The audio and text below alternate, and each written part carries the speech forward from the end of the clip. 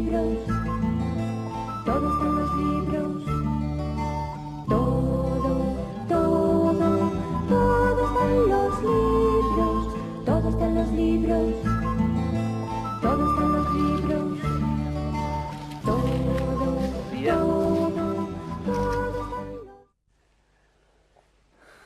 Buenas noches. Quienes nos siguen ya saben que hace 7 días estuvo en negro sobre blanco el filósofo, escritor y teólogo Raimon Panikkar, quizá, según dicen, el intelectual vivo español más conocido fuera de nuestras fronteras, y también saben que después de charlar largo y tendido con él a cuento de su vida, entendida en sentido lato, tomé sobre la marcha la decisión de dedicar a su obra y a su pensamiento una segunda entrega de este programa. Raimon Panikkar es uno de los escasísimos sabios con los que contamos y no era cosa de dejarlo pasar sin exprimirlo a fondo, sin aprovecharnos de su presencia y de su magisterio. Es, por otra parte, hombre que vive apartado en su montaraz refugio de Tavertet, en el Prepirineo catalán, y pasará seguramente mucho tiempo antes de que vuelva a ponerse delante de las cámaras de televisión. Se da, además, el caso de que Raimon Panikkar ha publicado en los ultimísimos meses nada menos que 4 libros nuevos que vienen a sumarse al resto de su vasta obra ya publicada. Aquí los tenemos, son esta Invitación a la Sabiduría, publicada con el sello de Espasa Calpe, y más recientes aún, La Trinidad, una experiencia humana primordial, la versión catalana es de la editorial Empúries y la castellana de la editorial Siruela, y Los iconos del misterio, también en catalán, edición 62, y en castellano, Península. Lleva un subtítulo, La experiencia de Dios. Y por último, aunque aparecido en 1996, una vez más en Siruela, este grueso volumen titulado El silencio de Buda, una introducción al ateísmo religioso. Razones todas ellas, por lo tanto, más que sobradas, a mi juicio, para dedicar al responsable de este diluvio de títulos 45 minutos más, aproximadamente, de charla a corazón abierto ante las cámaras. Vamos a ver inmediatamente la segunda parte de la conversación que mantuve con Raimon Panikkar a finales del mes de octubre en su Santa Santorum de Tavertet. Pero antes de hacerlo me gustaría formular una advertencia. Lo que enseguida vamos a ver y vamos a oír no es fácil ni divertido. Raimon Panikkar es pensador que vuela a considerable altura y no éramos nosotros quienes para rebajarla. No es habitual que la filosofía y la teología, en toda la extensión y profundidad de ambas palabras, aparezcan en una pantalla de televisión tan crudamente, tan arriesgadamente como aparecen aquí. Es un experimento. El éxito de ese experimento depende de ustedes, de su interés, de su atención, de su paciencia, de su curiosidad, de su capacidad de discernimiento. Y ahora, Raimon Panikkar en Tavertet. Raimon, si te parece, vamos a recorrer rápidamente estos 3 libros, El silencio del Buda, La Trinidad e Iconos del misterio, y luego nos centraremos con un poco más de detenimiento en Invitación a la Sabiduría, que al fin y al cabo es una especie de tentativa, de resumen de tu obra y de tu pensamiento, opuestas la una y la otra al alcance del común de los mortales. El silencio del Buda lo ha publicado, ya lo hemos dicho, Siruela, va por la 3ª edición, la primera fue en el 96, la última es del 97, y esto en realidad era un libro ya escrito que has vuelto a reescribir, a reelaborar, y forma parte de una obra más vasta que se titula, o que se va a titular, Los mensajes silentes. ¿Cómo va eso? Los mensajes silentes quedarán posiblemente en el silencio. Este libro surgió de lo que me pidió una gran enciclopedia italiana sobre el ateísmo, y como habían colgado al budismo el San Benito de ser ateo, me pidieron si yo podía escribir algo sobre el ateísmo budista. Y como uno es como es, de allí surgió una meditación más profunda y una experiencia mía, porque yo soy iniciado en el budismo, y yo he vivido el budismo muy profundamente, y me declaro también budista, con escándalo de aquellos que viven solamente en virtud del principio de no contradicción, sin poderse dejar de ser cristiano e incluso hindú. Luego lo elaboré mucho más, surgió en los años 70 una edición castellana, se tradujo al italiano, al inglés y al alemán, y no sé si algún otro idioma, pero como yo estaba descontento de todas esas ediciones, me tomé la molestia o el placer de volverlo a reescribir, repensar, corrigiendo algunas imperfecciones o inexactitudes de la primera edición, para publicar esta edición de Siruela. Inciso, Raimon, ¿nunca te ha tirado las orejas el Papa o alguno de sus enviados a ti, sacerdote católico, por proclamarte budista? Te lo pregunto porque muy recientemente Wojtyla ha dicho que había que salir al paso de la confusión entre cristianismo y budismo, ha insistido en que son cosas distintas, y por otra parte, en todas partes cuecen habas. También el Dalai Lama, me parece que en cierta ocasión dijo que hablar del paralelismo entre el cristianismo y el budismo era como ponerle a un cordero la cabeza de un yak. Yo conozco al Dalai Lama muy bien y hemos hablado de esas cosas muy a menudo por otros motivos personales, que son uno de los tres que lo recibieron cuando joven monje llegó demacrado a Sarnath. Yo no hablo ni de paralelismo ni de nada, yo explico el budismo. Y yo explico el budismo como el budismo se entiende a sí mismo. Yo no quiero predicar y decir cuál es la doctrina católica o la otra. Hablo del budismo en este libro, y hablo del budismo de una forma que creo que es comprensible al lector occidental, deshaciendo muchos entuertos. Porque hablo aquí mismo de este malentendido de lesa humanidad, cuando se podía pensar que... Un equívoco de lesa humanidad. Un equívoco de lesa humanidad, dices en el libro. Pues que lo es, porque el budismo ha sido mal entendido de todos los puntos de vista, porque claro, lo juzgamos con nuestras categorías sin darnos cuenta que cada cultura es una galaxia, cada cultura segrega sus criterios de bondad, de verdad y de belleza. Y eso no es relativismo, es una relatividad, que es precisamente todo lo contrario del relativismo, que es que no se absolutice nada. Y yo no creo que nadie me puede a mí decir que absolutizo las cosas, de manera que... Sin embargo, Raimon, esos paralelismos entre budismo y cristianismo existen, y existen hasta el extremo de que durante muchos siglos, en el ámbito del catolicismo, se aseguraba que Buda había nacido después de Cristo, cuando en realidad de Jesús, cuando había nacido 6 siglos antes, para justificar, pues no sé, esos préstamos, esas coincidencias. Paralelismos hay en todas partes, todas las religiones tienen paralelos y tienen similitudes. Lo que ocurre es que tenemos un criptokantianismo, para decirlo con forma académica, de pensar que existe la cosa en sí y luego distintas formas de la cosa en sí. No, la cosa en sí no existe. Lo que sí son distintas formas y maneras de expresar este misterio inefable. Y el budismo es una de las grandes religiones o grandes tradiciones culturales religiosas, porque en toda la Asia no se hace la separación entre cultura y religión. La religión es una palabra que no es ni siquiera cristiana. Y que no existe en el Nuevo Testamento. ¿La religión? ¿Qué significa religión? Usted verá, me lo dice usted. Buda, con el nombre de Josafat, llegó a ser incluso santo del santoral cristiano. Esto es una de esas y las leyendas de la vida de Buda, el Alitavistara, el Buda Carita, etc., se incorporaron a las leyendas de la vida de Jesús. Ironías de la historia. Ironías de la historia. Tú escribiste el prólogo a esta edición el día 6 de enero de 1995. Y lo llamas, el Día de Reyes, y lo llamas Fiesta de la Iconofanía del Misterio Anicónico. Claro. Me temo que no debe estar tan claro para quienes en estos momentos nos están viendo, Raimon. Dios es anicónico. El misterio último no tiene ni nombre, ni forma, ni imagen. No tiene icona o icono. Y la Epifanía, usted sabe dónde viene el origen de la fiesta de la Epifanía. Es cuando el Nilo desborda por todas partes y da fecundidad divina, evidentemente, a toda la tierra del Nilo. Y de aquí viene la fiesta de la Epifanía, que es la manifestación de la belleza y la grandeza y la bondad de este misterio divino, que luego, en el cristianismo, es esta manifestación, consecuencia icónico, imagen, de este misterio que no tiene imagen ninguna.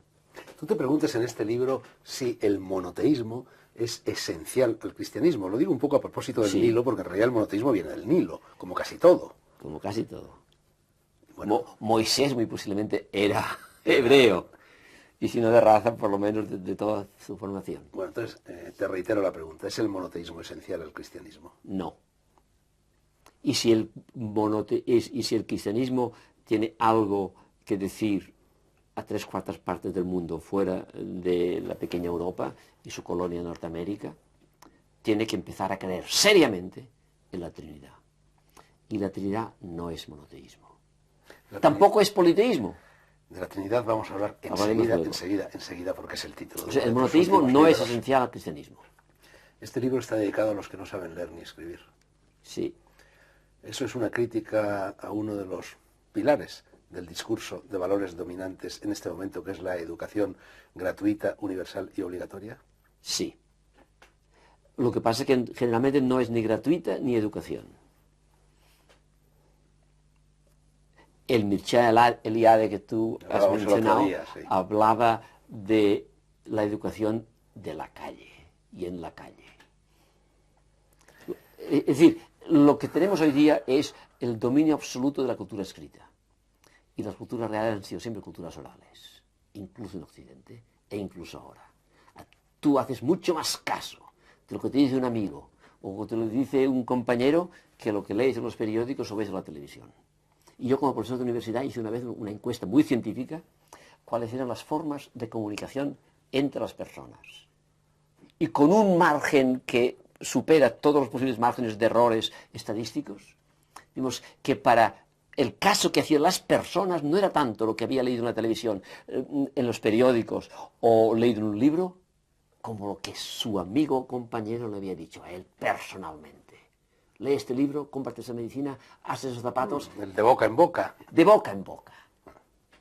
Todavía la naturaleza humana es sabia. Bueno, a propósito de boca, tú has dicho en cierta ocasión que a Jesucristo no basta conseguirlo, hay que comérselo, como nos indica la Eucaristía. Sí, señor. Raymond, vamos a hablar un poco sobre esto del ateísmo. El silencio del Buda lleva un subtítulo que dice una introducción al ateísmo religioso. En la contraportada del libro se formula la pregunta, ¿es el budismo una religión atea? Acabamos de hablar un poquito de ello. Y por otra parte, en el prólogo, tú dices que este libro intenta superar el muro que la cultura occidental establece entre los mal denominados creyentes y los llamados ateos. ¿Hay un ateísmo religioso?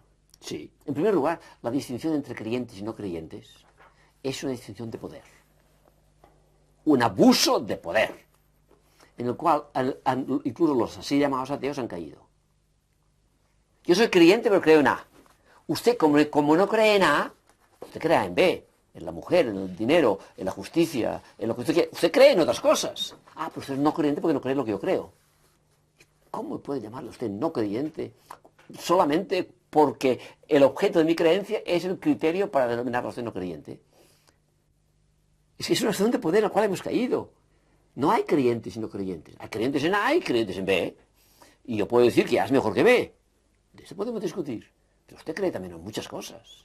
Más, la fe es constitutivo del ser humano. No hay hombre sin fe como no hay hombre sin razón. Hay que distinguir la fe de la creencia. La creencia es la formulación y la articulación doctrinal de lo que en mi apertura existencial hacia la realidad intento de alguna manera balbucearlo. Y por eso, incluso dentro de la tradición cristiana, se llaman símbolos, no doctrinas, el símbolo de la fe. Y el símbolo no es el concepto. Y el Buda, pues es una religiosidad, una religión, entendiendo la palabra religión en el sentido más amplio, que no utiliza ni la hipótesis de Dios ni el concepto de Dios. Entendido en sentido monoteísta. Pues en el sentido indio, los Budas están llenos de dioses y otras muchas cosas. Dejemos el silencio de Buda y a Buda en su silencio. Confiemos en que los Reyes Magos, que están muy próximos, traigan muchos regalos a los niños en la fiesta de la iconofanía, del misterio anicónico. Y vamos a hablar un poquito de la Trinidad, Raymond. La Trinidad, más de lo mismo, no es, como muchos creen, una exclusiva cristiana. Evidentemente no. Yo te voy a leer, si me lo permites, un trocito de una de mis obras. En esa obra dice: ¿algún feligrés conoce hoy la interpolación practicada en el capítulo 5 de la primera epístola de San Juan? Su séptimo versículo, tres son los que dan testimonio de Cristo en el cielo, el Padre, el Verbo y el Espíritu Santo, constituye la única referencia bíblica a lo que por error y apresuramiento se convirtió en principio irrenunciable de la ortodoxia católica, el dogma de la Trinidad.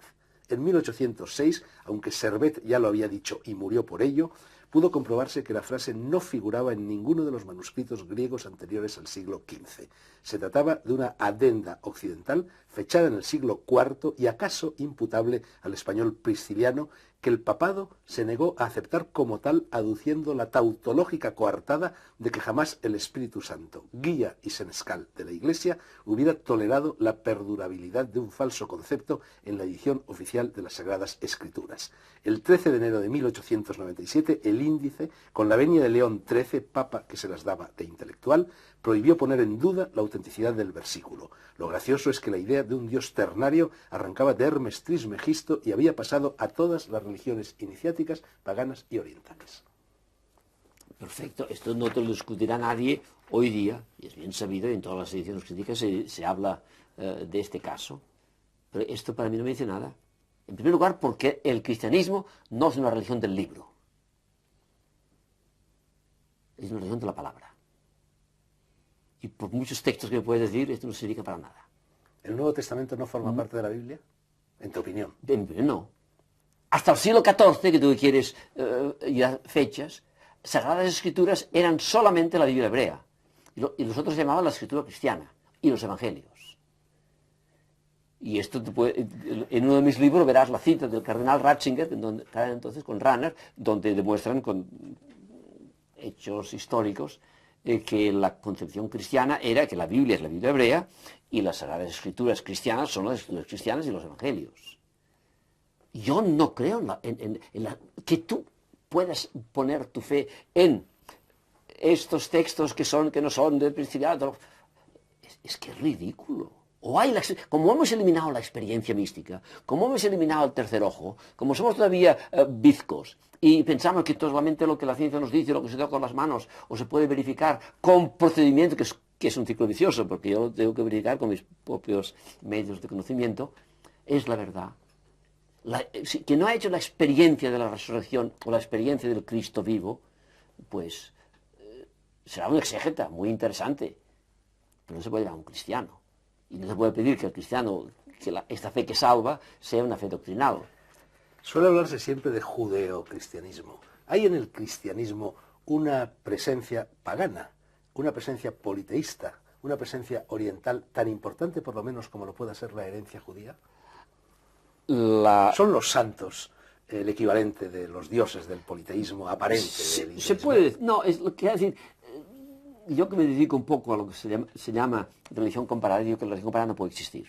Como la filosofía comparada no puede existir, porque para comparar dos cosas tienes que estar en un terreno neutro, anteojo de la melé, fuera de los comparanda. Y esto es imposible, estás ya dentro de una visión del mundo. Y por eso existe aprender el uno del otro y la fecundación mutua. O sea que, ¿dónde va tu pregunta? Dejemos la pregunta, que no vaya a ninguna parte, y digamos que en la página 13 de este libro tú lanzas un grito por lo que llamas la cristianía. ¿Qué es la cristianía? Bueno, no quisiera dejar quizá completamente inacabado tu pregunta. El cristianismo y la Biblia no son tres dioses. Perdona que te interrumpa, tú sabes que yo soy una persona muy preocupado por Jesús, que llevo años y años y años buscando a Jesús, y yo buscando a Jesús no es más que mi camino, no digo que sea el camino de los demás, me he tropezado con un Jesús pagano, con un Jesús precristiano, con un Jesús oriental. Gracias a Dios. Y yo no me escandalizo, es todo lo contrario. El hecho de que el cristianismo no sea original es mucho más una prueba de verdad que no que sea un meteoro caído del cielo que existe solamente desde hace 2000 años. Yo dije una vez, y creo que lo he escrito, que yo me rehúso pertenecer a una secta que ha existido solamente desde hace 2000 años en la historia. Es que San Agustín dice en passant, aquella religión que existía desde el principio de nuestros primeros padres y que ahora nosotros le llamamos cristianismo y sigue. El cristianismo no es una cosa que, esta fe no es una cosa que existe solamente hace 2000 años. Y tanto. Tú fíjate, tengo aquí una cita de Jung en Psicología y Alquimia, lo que dice Jung a este respecto. Dice, la eficacia del dogma no se funda en la realidad histórica, verificada una sola vez e irrepetible, sino en su naturaleza simbólica que la convierte en expresión de un supuesto psicológico relativamente ubicuo y capaz de existir incluso sin la existencia del dogma. Hay pues tanto un Cristo precristiano como un Cristo no cristiano en la medida en que Cristo es un hecho de la psique existente por sí mismo. Sí, yo calificaría la parte de psicologismo de la frase de Jung, pero creo que estaría muy de acuerdo. Es más que psíquico. Pero evidentemente, uno de los libros míos, El Cristo desconocido del hinduismo, viene a decir también esto. Antes había preguntado por lo de la cristianía. La cristianía. Dividiendo la historia de esto que llamamos ahora cristianismo, y prescindiendo de los 3 escasos primeros siglos, en donde era solamente oposición, la historia de los cristianos ha vivido 3 grandes periodos que yo llamo cairológicos, por no llamarlos cronológicos, porque no se siguen uno detrás de otro. La cristiandad. La cristiandad es un hecho global. Cultura cristiana, catedrales cristianas, cárceles cristianas, guerras cristianas, inquisiciones cristianas, santidad cristiana. La cristiandad coge todo, es un hecho cultural y humano y no te puedes salir de él. Costó casi 3 siglos durante el Renacimiento decir que puede ser güelfo o gibelino, de derechos o de izquierdas, socialista o demócrata, y al mismo tiempo ser cristiano, porque el ser cristiano no está ya unido unívocamente a toda una determinada cultura. Genial, catedrales son geniales, la Inquisición también lo es, de otros negativamente, pero lo es. Y que si tienes el credo, esto es lo que te hace cristiano, este es el cristianismo. La cristiandad, excepto en la mentalidad y en el ideal de algunos, el Papa actual, quizá la Thatcher, Bush también, pues está prácticamente muerta. El cristianismo, este sistema doctrinal tan respetable y tan grande, igualmente que la cristiandad, está moribundo. Y lo que surge y resurge de una forma por todas partes es lo que yo me permitió llamar cristianía. Que si la primera es, para mí es global, por no decir totalitaria y jurídica, y la segunda es doctrinal, la tercera es experiencial. A toda esa gente que se llama no creyentes, háblales tú que hubo un tío que dijo, decir sí, sí, no, no, y que da su vida por la sinceridad y la veracidad y las cosas más claras del mundo, y que no juzga, y que la adúltera, y que la otra, etcétera, etcétera, y la gente se entusiasma. O sea que este Jesús que tú buscas está más vivo que nunca. Y esto es la cristianía. Y esta cristianía trasciende los límites de instituciones y de cosas. Y entonces te das cuenta que esto que los cristianos no pueden sino llamar Cristo, porque es la forma que los cristianos tienen para explicar ese misterio, que ellos a través de Jesús lo han descubierto, no es el monopolio ni de los cristianos ni de nadie. Hay en Copenhague un barrio de la ciudad muy hermoso en el cual se está llevando a cabo un experimento de anarquismo. Allí viven gentes toleradas por el sistema que no pagan impuestos y que viven al margen de ese sistema. Y ese barrio, no sé si lo conoces, se llama Cristianía. Bueno, es que es un nombre muy... Sí, no lo conocí expuesto como barrio. Y yo creo que el antiguo nombre de la ciudad de Oslo era claro, también Cristianía, era Cristianía, ¿no? por Y eso ese digo. comienzo tan bonito de la novela Hambre de Knut Hamsun que empieza Sí. diciendo, era la época en la que yo pasaba hambre en Cristianía. Sí. Bueno, Raymond, última pregunta sobre el libro La Trinidad. En él dices A ver, que... la Trinidad no son 3 dioses. Lo revolucionario de la Trinidad, si la tomamos en serio, es que desubstancializa Dios. Entonces vamos al budismo ya. Dios no es un ser. Pues si hubiese una sustancia, entonces serían 3 dioses. No es ni una sustancia ni 3 sustancias. Es pura relacionalidad. Y en esta relacionalidad estamos todos nosotros, y está toda la creación. Y este es el misterio trinitario. Y esto es lo que llamo la Trinidad radical. De lo trinitario, tú, y no solo tú, antes de ti otras personas saltan a lo cuaternario. En definitiva, estamos en un concepto antiquísimo, un concepto que está ya en Pitágoras. 1 más 2 más 3 más 4 igual 10. Sí, sí. No entremos ahora en toda la simbología que es el evidente. tetragrámaton y el apeiron y Sí, todas sí, estas sí, cosas presocráticas. Bueno, Raymond, te estaba diciendo que la última pregunta sobre el libro La Trinidad es la siguiente. Tú dices en él que la paz entre las religiones no puede conseguirse dentro del monismo cultural en el que se ha convertido, en fin, que hoy rige en todo el mundo occidental, lo que la Escuela de Frankfurt llamaría discurso de valores dominantes. Eso es el pensamiento único, y en cierto modo eso es el American Way of Life, ¿no? Sí. Y si nos superamos esto... ¿Y qué podemos hacer contra el American Way of Life? Más de lo que uno cree. En primer lugar, porque ya en California, donde yo viví 25 años, está ya un poco pasada de moda. O sea que la revolución también empezará por allí. Nuevo inciso, yo no sé qué diablos pintabas tú allí, como dices en alguno de tus libros, en una de las ciudades más ricas del estado más rico de la nación más rica de la tierra. Sí, señor. Pero bueno, sí.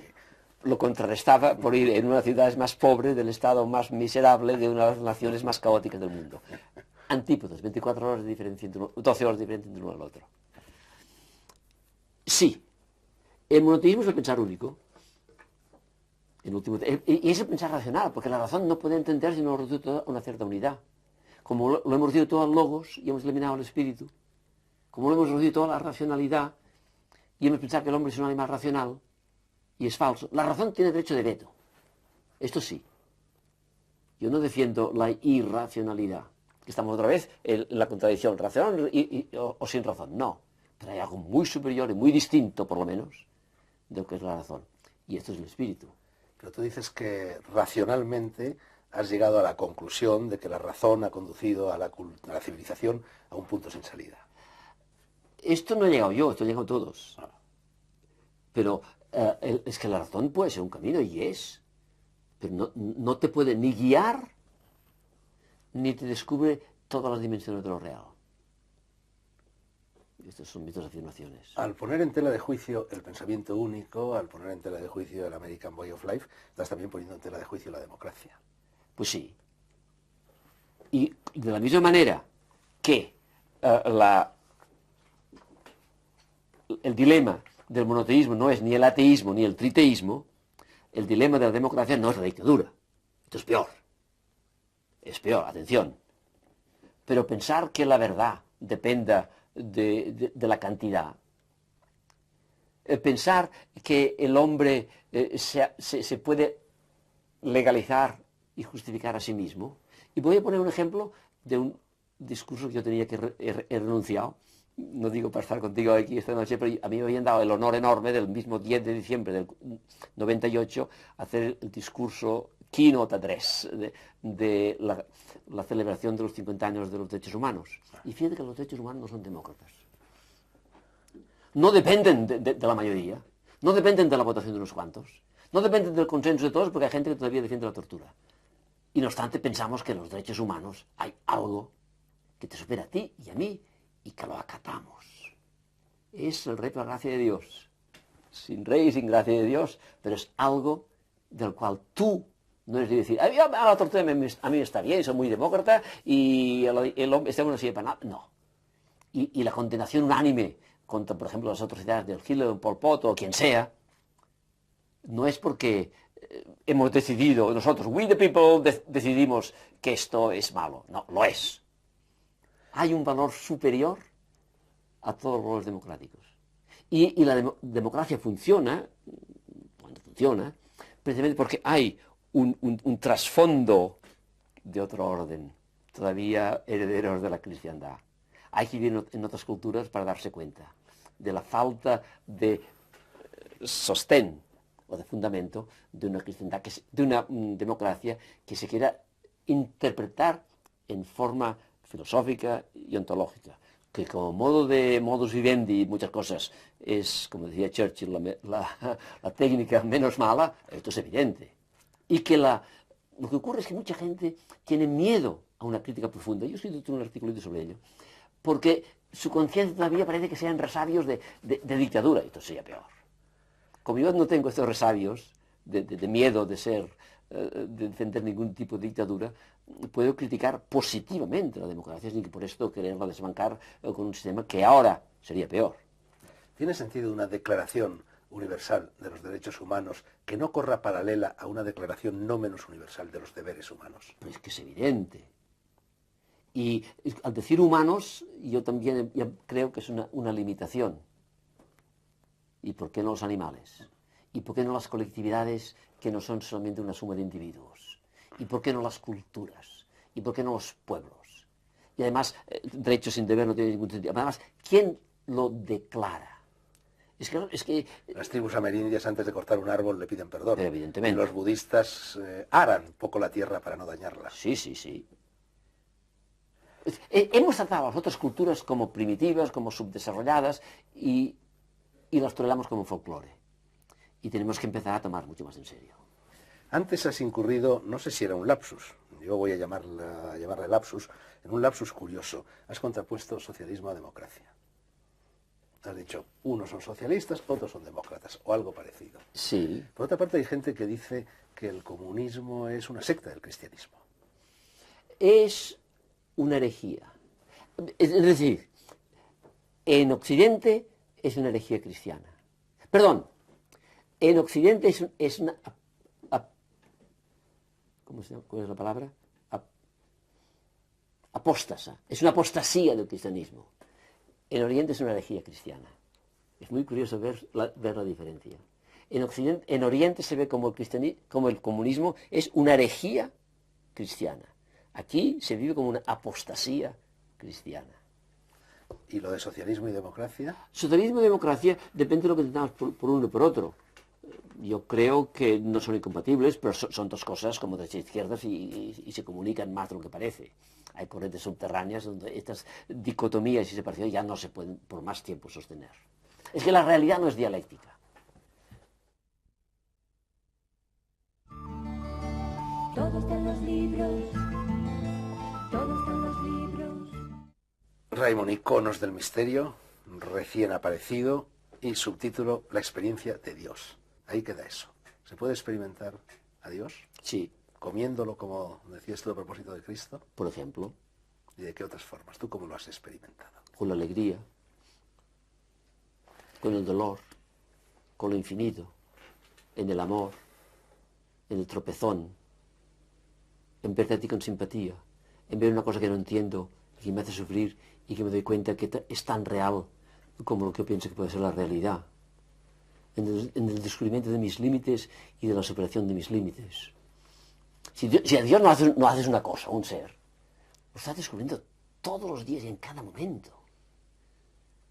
Es que pensar que la mística es una cosa extraña, de alucinaciones, o que ver la tercera dimensión de la realidad significa ser un tipo un poco raro, esto es lo que yo critico y no acepto. Tertuliano decía, vocatus ad que non vocatus Deus aderit. Es decir, invocado o no, Dios se manifiesta. ¿Es eso lo que pasa en la realidad? ¿Es eso la experiencia de Dios? ¿Es eso lo que sucede en la meditación? Entre otras cosas. Es que Dios no es un objeto.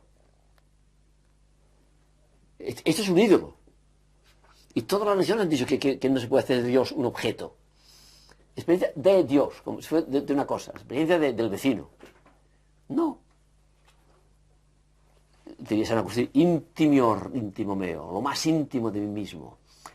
Dios no es ni trascendente ni inmanente como otras cosas separadas.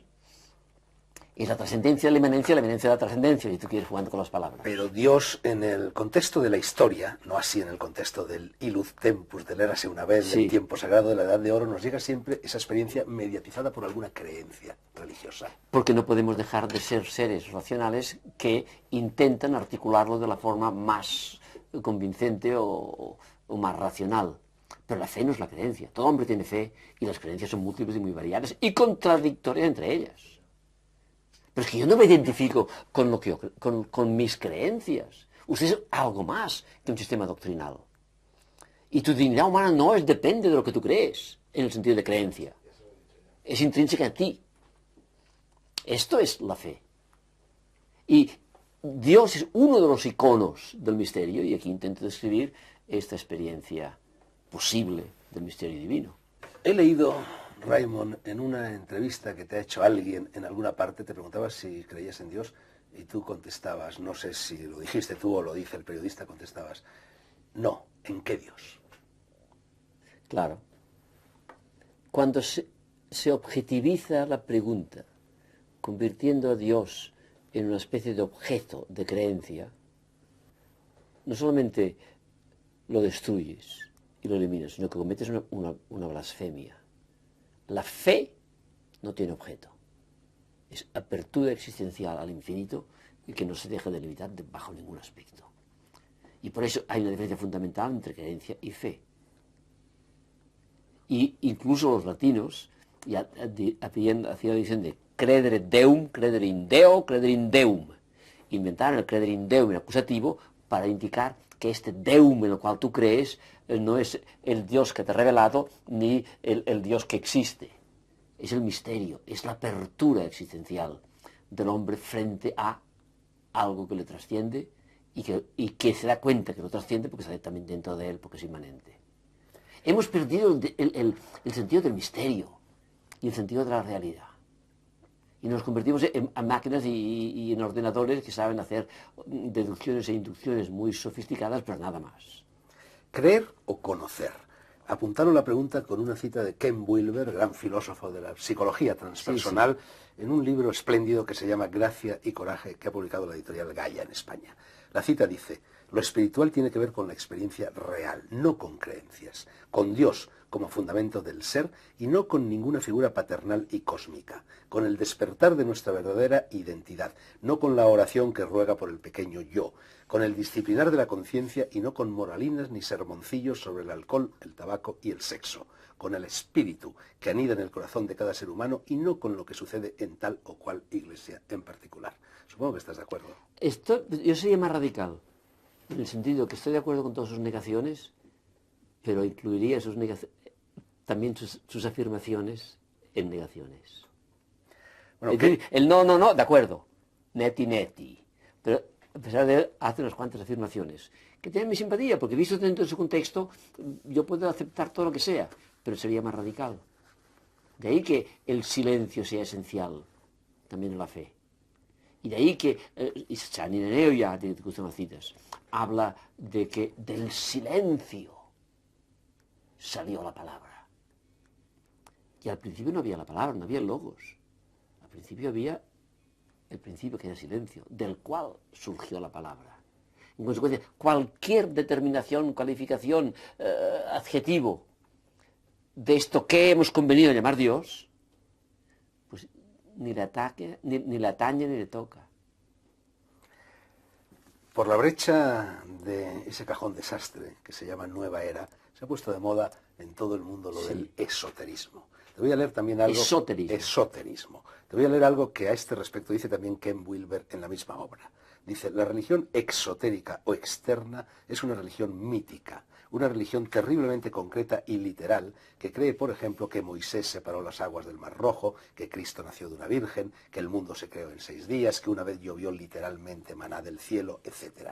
Todas las religiones exotéricas se apoyan en ese tipo de creencias. Un conjunto de sistemas de creencias que intentan explicar los misterios del mundo en términos míticos más que en términos de experiencia directa o de evidencia. Y si crees en todos esos mitos al pie de la letra, nos dicen te salvarás, pero si los pones en tela de juicio, te irás al infierno. Ese modelo religioso, que se corresponde con lo que hoy llamamos fundamentalismo o integrismo, está vigente en todos los rincones de la Tierra. Yo no discuto tales creencias ni las dejo de discutir, no me interesa ese debate. Lo único que afirmo es que la religión mítica o exotérica no tiene nada que ver con la religión mística o esotérica, que a diferencia de la otra puede experimentarse y por lo tanto verificarse. Y más adelante dice: las religiones exotéricas difieren enormemente entre sí, pero las esotéricas son prácticamente idénticas en todo el mundo. Como ya hemos dicho, el misticismo o esoterismo es una ciencia en toda la extensión de la palabra, y de igual modo que no existe una química alemana diferente de la química americana, tampoco existe una mística hindú diferente de la musulmana. A eso es a lo que los estudiosos se refieren cuando hablan de la unidad trascendente de las religiones del mundo, es decir, del núcleo esotérico que las unifica. Sus estructuras superficiales obviamente pueden variar mucho, pero sus estructuras profundas son, en cambio, prácticamente idénticas y reflejan la unanimidad del espíritu humano y de sus leyes reveladas fenomenológicamente. Comenta, glosa, apostilla. Primero, yo sería menos dualista, aparte de caricaturas, porque creo que si tú escindes y separas exoterismo de esoterismo, el exoterismo degenera y el esoterismo se diluye. Si precisamente son dos dimensiones de una y misma realidad. Yo hablo y digo una cosa. Uno entiende hasta aquí, otro entiende hasta aquí, otro entiende lo no dicho y presupuesto en lo que acabo de decir. Esto es el esoterismo. Pero que si lo separo de aquí, no queda nada. Y así que abres la boca, estás ya en una cultura y eres exotérico. O sea que yo diría, aquí hay un dualismo y una escisión que habría que también que superar. El uno es dimensión de la otra. Y quien ve, y él sabe, si tú quieres, se da cuenta de la dimensión invisible de esto que, como un iceberg, apunta a aquellas cosas. Y cuando tú eres un mínimo maduro, te va bien que la Virgen y todo lo que tú quieras, la piedad del niño Jesús, lo que tú quieras. Porque esto para ti son símbolos de algo mucho más interior. Pero si tú separas esto con una rabia iconoclasta de la Virgen y todas las demás cosas, y te quedas con lo interior invisible, esto, al momento que lo quieres imaginar, decir, pensar, o se convierte igualmente en exotérico, o se diluye, no existe. O sea que las dos cosas, las dos dimensiones van juntas. Y por eso esas críticas excesivas a mí no me acaban de convencer, porque así que escribes un libro, dices una palabra y ya estás dentro de lo limitado. Y encontrar lo ilimitado dentro del límite, escuchar el silencio en la palabra y descubrir que la palabra es la encarnación del silencio, esto es la totalidad. Pero una totalidad que solamente la puedes ver a través de la formulación de una creencia cualquiera. No sé si sabes, es curioso, sabes que uno de los mandamientos del decálogo dirigido a los escritores, a los novelistas, que escribió Hemingway, uno de los mandamientos decía, calla, la palabra mata el instinto creador.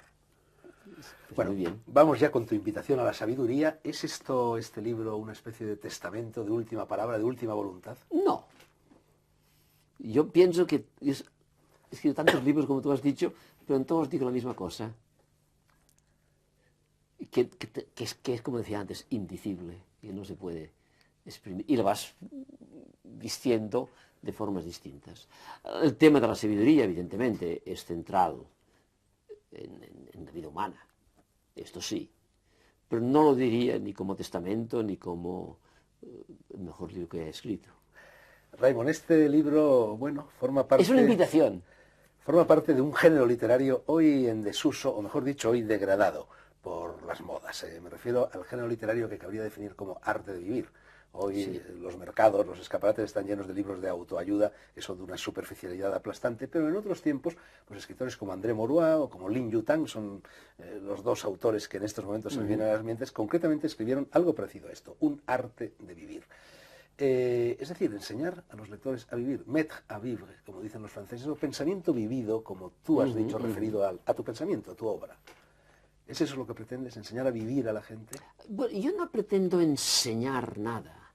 Yo estoy constantemente aprendiendo de los otros y de la vida. Lo único que luego hago es intentar expresarlo por si puede servir al lector, si es un libro, a quien escucha, si es la palabra, que le permita, pues, coger algo de lo que intento vivir y decir para que le sirva para su vida. Pero no soy ni pragmático ni utilitarista en ese sentido. Y creo que he superado hace muchos años la tentación de hacer el bien. Los alejandrinos decían, una frase que a mí me gusta mucho, decían, la verdad es cosmopolita. Tú parece que lo dices también, ¿no? En este libro y en todos tus libros. La verdad, y citando a un autor tan desconocido como Tomás de Aquino, dice, tú no puedes poseer la verdad, nadie posee la verdad. En todo caso, la verdad nos posee. Tú eres un poseso y poseído de la verdad. Pero así que la expresas tú y ya deja de ser absoluta, indiscutiblemente. En cualquier caso, ese cosmopolitismo de los alejandrinos es más o menos lo mismo que a lo que tú apuntas cuando hablas de la necesidad de que haya un reconocimiento y aceptación de la irreductibilidad de las distintas visiones del mundo. Esto, una vez más, pluralismo frente a sincretismo. Exacto, que es un hecho. Es un hecho. Esto sí que... Y hay otra antinomia en el mundo occidental entre teología y filosofía, antinomia que tú niegas. Completamente. Es decir, son las dos armas y ramas que salen del mismo tronco. Y bendita sea la rama que al tronco sale, ¿no? Y en casi todas las tradiciones, incluso la cristiana, no se ha hecho nunca separación entre filosofía y teología. La filosofía... Bueno, pero hubo un momento en la escolástica que se decía que la filosofía era criada, sierva de la teología. Las ciencias, sobre todo. No, yo estudié en el cole filosofía, teología. Los catecismos y libros de vulgarización, evidentemente. Uno de los primeros capítulos de este libro es precisamente superar la distinción y separación entre filosofía y teología. Los grandes problemas de la humanidad son los problemas teológicos. Y una teología sin filosofía, pues es superstición. En Invitación a la Sabiduría tú resumes tu vida filosófica literalmente bajo 3 epígrafes. Uno es riesgo existencial, el otro es responsabilidad intelectual y el otro es libertad espiritual. Riesgo existencial. Sí. Como decía un poco, hemos dicho tantas veces, la vida, si la vivo, es que no la he vivido antes. Y la vida no es correr por una autopista. Caminante no hay camino, ¿eh? La vida se hace viviendo, sin modelo, sin camino previo, sin autopista. Y esto es un riesgo. Y entonces te enfrentas y cualquier cosa que tú dices, y cualquier cosa sobre todo que tú escribes, no contentaré, no contentaré. Es un riesgo conmigo mismo. Sería horroroso ser infalible. Sería un peso, no podría ni siquiera arrepentir. Y ese es el riesgo existencial. El riesgo de pensar como concomitante y compañero a la experiencia de vivir. Que no puedes vivir solamente vegetando. Y que al vivir tienes que pensar y ser crítico de ti mismo y darte cuenta que balbuceas, que no estás seguro, que dudas. Porque la duda pertenece a la certeza. Y la paranoia de buscar la certeza nos lleva luego a los estados de seguridad. Responsabilidad intelectual. No estoy solo en el mundo. Y si he profundizado un mínimo en la experiencia humana, no puedo pretender bajo ningún aspecto ni que esto sea la verdad, ni que sea la última palabra. Y que, segundo dimensión, que lo que yo digo ni que sea una tontería, yo y quien sea, la ley del karma, si tú quieres, tendrá una repercusión en todos. Que tú puedes subir, mejorar o empeorar el cosmos. Nos falta confianza en nosotros mismos. Es decir, no me hace falta poder para hacer las cosas y transformar el mundo. Si intento hacer de mí una filigrana de obra de arte, si intento mejorar lo posible, el mundo entero mejora.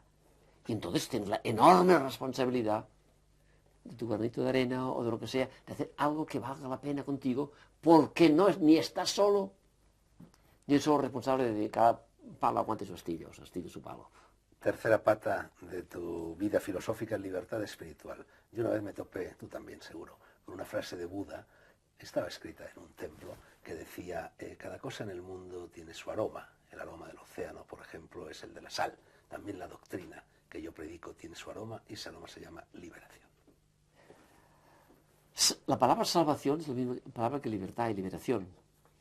Y en ese sentido sí que todas las tradiciones predican sotería, moksha, es lo mismo, es libertad. ¿Y qué es la libertad? El no estar determinado. Fíjate que todo va junto. El no estar predeterminado bajo ningún aspecto. Hay una frase de Tagore preciosa, me tienes atado con mi libertad. Le dice, él disidente en una plegaria a Dios. Sin libertad no hay vida humana. Pero la libertad implica tener esta inocencia de no pensar antes, ni siquiera lo que vas a decir, ni seguir una pauta. Pero para eso el corazón tiene que estar puro, porque si no salen tonterías. Pero en el mundo judeo-cristiano no nacemos inocentes, nacemos culpables, a causa de la pepla del pecado original. Tengo 100 páginas sobre esto y no quisiera ahora resumirlas. Son demasiadas, no caben aquí. No creo que nazcamos culpables, porque aparte... No, digo la sensación. Que el pecado original no es pecado de culpabilidad. Es el realismo de que la naturaleza humana no es ni buena ni corrompida, sino que está más o menos herida y que hace falta redención en cristiano o profeta en islam o un señor iluminado en budismo o ser Jagat Guru o lo que sea en el hinduismo para ayudarte a ti a superar este desnivel o a guarecer tu herida y hacerte libre. Pero la libertad, y fíjate que la libertad no se puede conceptualizar. Y por esto la teología esta que a ti no te gusta y a mí tampoco, hacen a Dios no libre. Porque Dios no puede hacer el mal, usted no puede hacer esas cosas. Usted no puede, perdón, ¿usted quién es? Todavía hay clases. Usted le dice a Dios lo que puede hacer y lo que no puede hacer. Y ponemos una idea de Parménides, en fin, aquí viene todo, el principio de contradicción o la lógica, por encima de lo que creen que Dios lo puede hacer todo, es omnipotente. Son otros problemas. Tú que eres maestro de tantos, ¿te quejas? O quizá no te quejas, dices simplemente en el libro que nunca has tenido maestros. Pues esto, no es que me queje, y por eso a veces pienso en momentos débiles de que una línea karmática empieza en mí.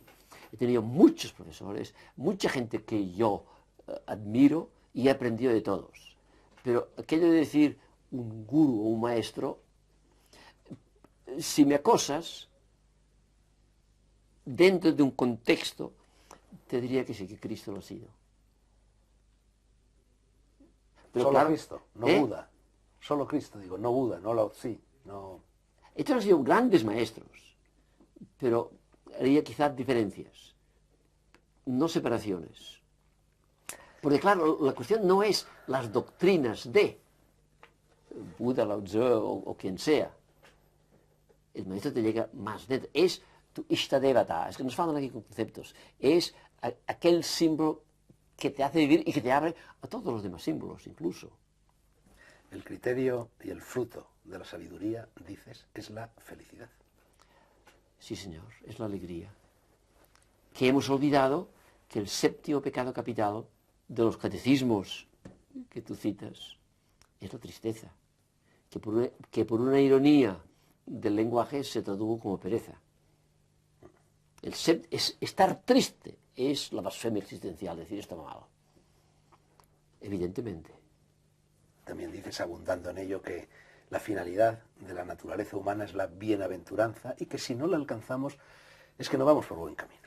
Indiscutible. Eso tiene que ver con lo que decíamos antes o con lo que decías tú antes sobre la responsabilidad. Es decir, somos responsables de nuestra infelicidad o de nuestra felicidad y no, como tiende a creerse dentro del American Way of Life y dentro del discurso de los dominantes, siempre el culpable de nuestra infelicidad es el otro. Los demás, evidentemente no. Aunque esta felicidad no sea absoluta. Pero si yo te digo beatitudo, diría la palabra más clásica de toda la escolástica cristiana. Evidentemente que la felicidad es el destino del hombre. Y la felicidad significa plenitud. Y la plenitud del ser. Y en términos ya absolutos, es la visión beatífica, incluso hablando con términos de la teología cristiana. Ananda es el primer nombre de Dios en el hinduismo. Mi interpretación de las 4 nobles verdades, en negativo sería el sufrimiento, en positivo es la felicidad y la alegría, indiscutiblemente. Y eso debería conducirnos a lo que es uno de los caballos de batalla del pensamiento oriental, debería conducirnos hacia la desculpabilización, hacia el descondicionamiento respecto a nuestros remordimientos, respecto, en fin, a todo ese sentimiento de culpa que tantas veces nos invade, ¿no? Indiscutiblemente, aunque yo pienso que el perdón pertenece también esencialmente a la existencia humana. El perdón, digo. Es decir, que no somos impecables, pero hay perdón. Que no es el optimismo de decir que la naturaleza es buena, pero que tampoco es mala. Y que hay este hacerse a sí mismo, con la gracia de Dios, si tú quieres, o con lo que sea, que es precisamente nuestra libertad. Las cosas son tan sencillas que por eso se hacen difíciles. Porque lo más fundamental es lo más elemental. También insistes mucho en que esa felicidad de la que estamos hablando es fundamentalmente un don de la gente sencilla. Volvemos al viejo cuento de la camisa del hombre feliz, ¿no? Sí. Y también dices que el sabio es mudo. Porque se da cuenta que solamente puede balbucear, decir algo, Y él mismo no se toma en serio y se ríe y dice, bueno, lo digo mal, pero si usted entiende algo más, pues sí. Y si no te contagio, todo lo que digo bla, bla, bla, pues no. Tú eres tremendamente puntilloso, Raymond, en lo que se refiere a la lengua e incluso a la fonética de la lengua. Tú me enseñaste a mí a decir la Bhagavad Gita y no el Bhagavad Gita. Tú dices que no se puede decir ni Lao Tzu, ni Lao Tse, ni Lao Tzi, sino una cosa intermedia que yo no sé pronunciar, e incluso referido a tu propio apellido. ¿Cómo se dice tu apellido de verdad? Pánicas. Bueno, dices en el libro... Ni estrújulo ni agudo. Dices en el libro que la sabiduría tiene muchas moradas y a propósito de esto también dices que la lengua tiene muchas moradas. Y entonces no lo dices en este libro, o quizás sí es en este libro o en cualquier otro, das un dato que yo me he quedado verdaderamente aterrado. Dices que a lo largo del siglo XX se han extinguido, han muerto 5.000 lenguas y que ahora cada año mueren otras 100 lenguas. Sí, señor. Esto es verdad. Es un hecho empírico y no se puede negar. Y estamos todavía en ello. Y no solamente en Amazonias, incluso en el norte de Europa, en los países escandinavos. Porque la lengua es viva, son los dialectos además. La famosa frase de Chesterton contra el Esperanto, ¿no? Dice, es una lengua artificial. Dice, pero hay dos cosas que no se pueden hacer. Ni rezar, ni hacer el amor en Esperanto. Tienes que utilizar lo que te sale de dentro, tu corazón tiene poder. ¿Tú sabes cómo se dice en Esperanto te amo? No lo sé. Sabe Dios. Lo contrario de la sabiduría es saber de todo. Sí. ¿Sabes que en la isla septentrional de Japón, Hokkaido, donde hay unos espíritus elementales, una especie de gnomos, una de las cosas más bonitas que yo he leído respecto a estos gnomos es que estos gnomos reivindican el derecho de no saber? Bienaventurado aquel que ha llegado a la ignorancia infinita, dice Evagrios Ponticus, un padre de la Iglesia. A la ignorancia infinita. Sin embargo, aquí... Y la docta ignorancia viene con la tecusa. Pero sin embargo, aquí en Occidente cada vez es más difícil no saber, cada vez nos bombardean más con informaciones que no añaden saber. Pero la información no es saber. Por supuesto. No es ni siquiera educación, ni es comunicación. Pero lo que yo te pregunto es, aparte de no leyendo la prensa, no oyendo la radio y no viendo la televisión, como decíamos el otro día, ¿qué podemos hacer para escapar de esta zarpa de la información que nos confunde? Escuchar la música de las esferas, encerrarse dentro de uno y encontrar la verdad primero en uno y entonces se va abriendo a los demás. Y luego el vecino, el amigo, la dimensión personal, la escala humana. Y no estas cosas grandiosas de una Torre de Babel. Raymond, hay 3 ríos en tu vida. El Jordán, que correspondería un poco a lo que fue el momento de testimonio del cristianismo. Sí. El Tíber, que respondería al contexto del cristianismo tal y como lo hemos recibido a lo largo de la historia. Y el Ganges, que respondería un poco a esa idea pluralista tuya de que todo confluye y todo va al final a dar en el mismo sitio. ¿Cómo es conciliar? Bueno, yo no digo que vaya todo al mismo sitio, porque fíjate que las aguas de los ríos océano, se evaporan y van a las nubes y vuelven a caer al agua. Es un ciclo que no se para. Y yo no sería ni sincretista ni decir que todos decimos lo mismo. Todos decimos cosas distintas, pero hay que aprender a entender la sinfonía del fenómeno humano, que no es ni una melodía ni una monodía, es una sinfonía. ¿Y qué le pasó a Descartes? Se escandalizó porque sus maestros tenían opiniones distintas. En lugar de agradecerlo y decir, es fantástico que haya muchos colores, que hay muchos sonidos, que hay muchas opiniones en la vida. Y entonces escucharlo no solamente con la razón, sino verlo, abrazarlo con los brazos y tocarlo con el cuerpo y sentirlo. Última cuestión. Raymond, yo en cierta ocasión cuando tenía 18 años fui a visitar las ruinas de Pompeya. En aquella época todavía estaba prohibido que los menores de edad y las mujeres vieran determinados frescos, determinadas escenas eróticas que están allí pintadas. Entonces yo me quedé muy impresionado porque el guía que nos llevaba apartó en un determinado momento a las mujeres y a los niños y a los varones adultos, nos permitió ver lo que había detrás de una hornacina. Metió la llave en esta hornacina, la abrió y había un fresco pompeyano de pequeño tamaño, muy bonito, de esos colores ocres, rojizos de la pintura pompeyana, y allí se veía a un enano, tripón, peludo, repugnante, con un enorme falo en erección, se lo estaban pesando con una balanza y debajo había una frase en latín estremecedora que decía: tanto pesas, tanto vales. Es decir, tanto tienes, tanto vales. Ese es el mundo actual en contraposición al mundo de antes o al mundo que debería ser, que es el mundo del ser y no del tener. Yo sería menos pesimista, porque en todas partes condenabas, y menos nostalgia del pasado, pero sí, evidentemente, crítica de la actualidad. Tenemos en un mundo... el sistema político, jurídico y social actual es intrínsecamente perverso e injusto, cosa que no lo era en otros... Había abusos en otros tiempos, pero no era intrínsecamente injusto, y ahora lo es. Y de esto es lo que tenemos que reaccionar de una forma no violenta y con mucha serenidad para transformarlo con nuestro esfuerzo personal y pequeño.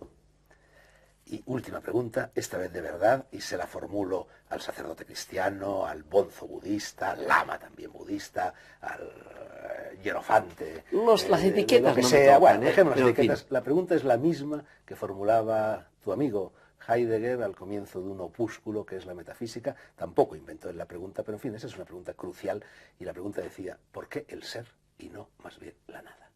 Aquí es donde te responde el budista en mí. Y le diría a quien osa plantear la pregunta, decir: usted no sabe lo que pregunta. ¿Qué significa si la nada? Ya dice es, que es contradictorio. Pues no hay ni siquiera ni pregunta, ni preguntón, ni nada. Entonces Heidegger no sabía lo que preguntaba. No. Y esta fue la tragedia de Heidegger, como tanta gente que quieren manipular lo infinito, quieren manipular lo religioso, quieren estar por encima a través de un pensamiento extraordinariamente fecundo, y falta esta gran virtud intelectual que es la humildad. Intelectual, digo, darte cuenta que tu pensamiento, que tu experiencia no puede abarcar la realidad. Y rehusas, no quieres aquello que ya las religiones más tradicionales decían y que nosotros no sabe, la adoración. De entrar en algo que es superior a ti y callar y aceptarlo. Y ver la belleza de este invito, no a la sabiduría, sino al banquete de la vida que te han dado, para disfrutar con la máxima profundidad e intensidad. Y entonces comunicar esta alegría y esta buena nueva si tú quieres, aunque si no quieres tener esas ideas de ser mesiánicos, de tener ningún mensaje. Y esta sería la verdadera sabiduría, saber saborear profundamente de este don que hemos recibido, porque esto no lo has inventado tú, que es mi vida y la tuya. Que así sea.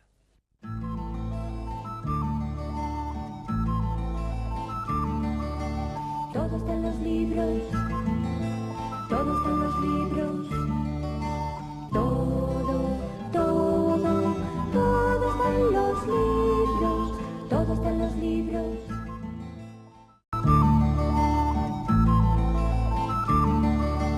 Todo está en los libros, todo está en los libros. Todo, todo, todo está en los libros, todo está en los libros. Todo está en los libros.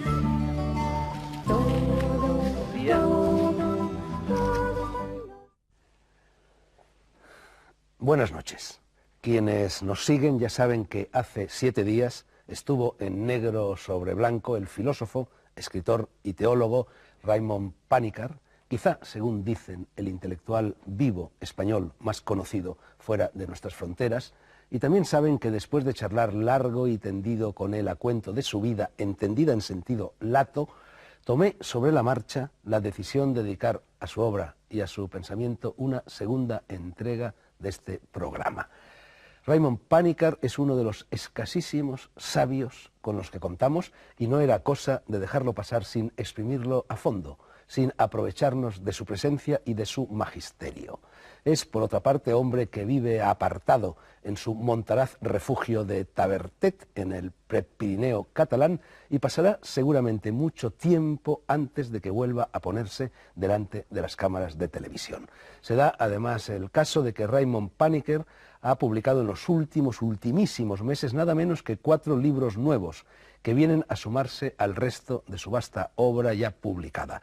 Aquí los tenemos. Son esta Invitación a la Sabiduría, publicada con el sello de Espasa Calpe, y más recientes aún, La Trinidad, una experiencia humana primordial. La versión catalana es de la editorial Empúries y la castellana de la editorial Siruela, y Los iconos del misterio, también en catalán, edición 62, y en castellano, Península. Lleva un subtítulo, La experiencia de Dios. Y por último, aunque aparecido en 1996, una vez más en Siruela, este grueso volumen titulado El silencio de Buda, una introducción al ateísmo religioso. Razones todas ellas, por lo tanto, más que sobradas, a mi juicio, para dedicar al responsable de este diluvio de títulos 45 minutos más, aproximadamente, de charla a corazón abierto ante las cámaras. Vamos a ver inmediatamente la segunda parte de la conversación que mantuve con Raymond Panikkar a finales del mes de octubre en su Santa Santorum de Tavertet. Pero antes de hacerlo me gustaría formular una advertencia. Lo que enseguida vamos a ver y vamos a oír no es fácil ni divertido. Raymond Panikkar es pensador que vuela a considerable altura y no éramos nosotros quienes para rebajarla. No es habitual que la filosofía y la teología, en toda la extensión y profundidad de ambas palabras, aparezcan en una pantalla de televisión tan crudamente, tan arriesgadamente como aparecen aquí. Es un experimento. El éxito de ese experimento depende de ustedes, de su interés, de su atención, de su paciencia, de su curiosidad, de su capacidad de discernimiento. Y ahora, Raymond Panikkar en Tavertet. Raymond, si te parece, vamos a recorrer rápidamente estos 3 libros, El silencio del Buda, La Trinidad e Iconos del misterio, y luego nos centraremos con un poco más de detenimiento en Invitación a la Sabiduría, que al fin y al cabo es una especie de tentativa de resumen de tu obra y de tu pensamiento, opuestas la una y la otra al alcance del común de los mortales. El silencio del Buda lo ha publicado, ya lo hemos dicho, Siruela, va por la 3ª edición, la primera fue en el 96, la última es del 97, y esto en realidad era un libro ya escrito que has vuelto a reescribir, a reelaborar, y forma parte de una obra más vasta que se titula, o que se va a titular, Los mensajes silentes. ¿Cómo va eso? Los mensajes silentes quedarán posiblemente en el silencio. Este libro surgió de lo que me pidió una gran enciclopedia italiana sobre el ateísmo, y como habían colgado al budismo el San Benito de ser ateo, me pidieron si yo podía escribir algo sobre el ateísmo budista. Y como uno es como es, de allí surgió una meditación más profunda y una experiencia mía, porque yo soy iniciado en el budismo, y yo he vivido el budismo muy profundamente, y me declaro también budista, con escándalo de aquellos que viven solamente en virtud del principio de no contradicción, sin poderse dejar de ser cristiano e incluso hindú. Luego lo elaboré mucho más, surgió en el año 70 una edición castellana, se tradujo al italiano, al inglés y al alemán, y no sé si algún otro idioma, pero como yo estaba descontento de todas esas ediciones, me tomé la molestia o el placer de volverlo a reescribir, repensar, corrigiendo algunas imperfecciones o inexactitudes de la primera edición, para publicar esta edición de Siruela. Inciso, Raymond, ¿nunca te ha tirado las orejas el Papa o alguno de sus enviados a ti, sacerdote católico, por proclamarte budista? Te lo pregunto porque muy recientemente Wojtyla ha dicho que había que salir al paso de la confusión entre cristianismo y budismo, ha insistido en que son cosas distintas, y por otra parte, en todas partes cuecen habas. También el Dalai Lama, me parece que en cierta ocasión dijo que hablar del paralelismo entre el cristianismo y el budismo era como ponerle a un cordero la cabeza de un yak. Yo conozco al Dalai Lama muy bien y hemos hablado de esas cosas muy a menudo por otros motivos personales, que son uno de los tres que lo recibieron cuando joven monje llegó demacrado a Sarnath. Yo no hablo ni de paralelismo ni de nada, yo explico el budismo. Y yo explico el budismo como el budismo se entiende a sí mismo. Yo no quiero predicar y decir cuál es la doctrina católica o la otra. Hablo del budismo en este libro. Y hablo del budismo de una forma que creo que es comprensible al lector occidental, deshaciendo muchos entuertos. Porque hablo aquí mismo de este malentendido de lesa humanidad, cuando se podía pensar que... Un equívoco de lesa humanidad. Un equívoco de lesa humanidad, sí, dices en el libro. Pues que lo es, porque el budismo ha sido mal entendido de todos los puntos de vista, porque claro, lo juzgamos con nuestras categorías sin darnos cuenta que cada cultura es una galaxia, cada cultura segrega sus criterios de bondad, de verdad y de belleza. Y eso no es relativismo, es una relatividad, que es precisamente todo lo contrario del relativismo, que es que no se absolutice nada. Y yo no creo que nadie me puede a mí decir que absolutizo las cosas, de manera que...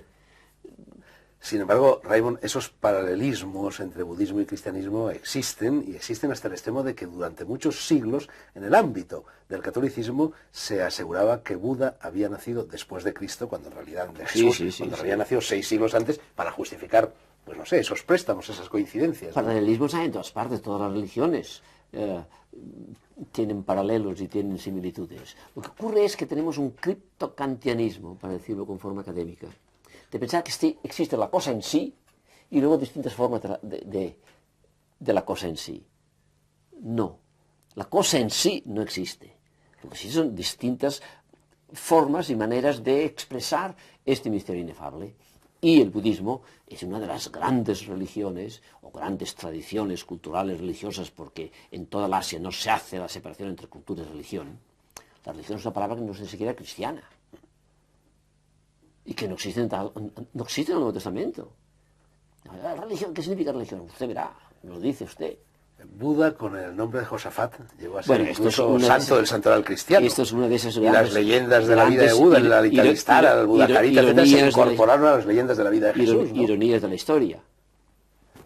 Ironías de la historia. Tú escribiste el prólogo a esta edición el día 6 de enero de 1995 y lo llamas, el Día de Reyes, y lo llamas Fiesta de la Iconofanía del Misterio Anicónico. Claro. Me temo que no debe estar tan claro para quienes en estos momentos nos están viendo, Raimon. Dios es anicónico. El misterio último no tiene ni nombre, ni forma, ni imagen. No tiene icona o icono. Y la Epifanía, y usted sabe dónde viene el origen de la fiesta de la Epifanía. Es cuando el Nilo desborda por todas partes y da fecundidad divina, evidentemente, a toda la tierra del Nilo. Y de aquí viene la fiesta de la Epifanía, que es la manifestación de la belleza y la grandeza y la bondad de este misterio divino, que luego, en el cristianismo, es esta manifestación, consecuencia icónico, imagen, de este misterio que no tiene imagen ninguna. Tú te preguntas en este libro si el monoteísmo es esencial al cristianismo. Lo digo un poco a propósito del Nilo, porque en realidad el monoteísmo viene del Nilo, como casi todo. Como casi todo. Bueno, Moisés muy posiblemente era hebreo, y si no de raza, por lo menos de toda su formación. Bueno, entonces te reitero la pregunta, ¿es el monoteísmo esencial al cristianismo? No. Y si el cristianismo tiene algo que decir a 3/4 partes del mundo fuera de la pequeña Europa y su colonia Norteamérica, tiene que empezar a creer seriamente en la Trinidad. Y la Trinidad no es monoteísmo. Tampoco es politeísmo. De la Trinidad vamos a hablar enseguida, porque es el título. O sea, el monoteísmo no es esencial al cristianismo. Este libro está dedicado a los que no saben leer ni escribir. Sí. Eso es una crítica a uno de los pilares del discurso de valores dominantes en este momento, que es la educación gratuita, universal y obligatoria. Sí. Lo que pasa es que generalmente no es ni gratuita ni educación. El Mircea Eliade que tú has mencionado hablaba de la educación de la calle y en la calle. Es decir, lo que tenemos hoy día es el dominio absoluto de la cultura escrita. Y las culturas reales han sido siempre culturas orales, incluso en Occidente e incluso ahora. Tú haces mucho más caso de lo que te dice un amigo o te lo dice un compañero que lo que lees en los periódicos o ves en la televisión. Y yo como profesor de universidad hice una vez una encuesta muy científica, cuáles eran las formas de comunicación entre las personas. Y con un margen que supera todos los posibles márgenes de errores estadísticos, vimos que para el caso que hacían las personas no era tanto lo que había leído en la televisión, en los periódicos o leído en un libro, como lo que su amigo o compañero le había dicho a él personalmente. Lee este libro, cómprate esa medicina, haz esos zapatos. El de boca en boca. De boca en boca. Todavía la naturaleza humana es sabia. Bueno, a propósito de boca, tú has dicho en cierta ocasión que a Jesucristo no basta conseguirlo, hay que comérselo, como nos indica la Eucaristía. Sí, señor. Raymond, vamos a hablar un poco sobre esto del ateísmo. El silencio del Buda lleva un subtítulo que dice una introducción al ateísmo religioso. En la contraportada del libro se formula la pregunta, ¿es el budismo una religión atea? Acabamos de hablar un poquito de ello. Y por otra parte, en el prólogo, tú dices que este libro intenta superar el muro que la cultura occidental establece entre los mal denominados creyentes y los llamados ateos. ¿Hay un ateísmo religioso?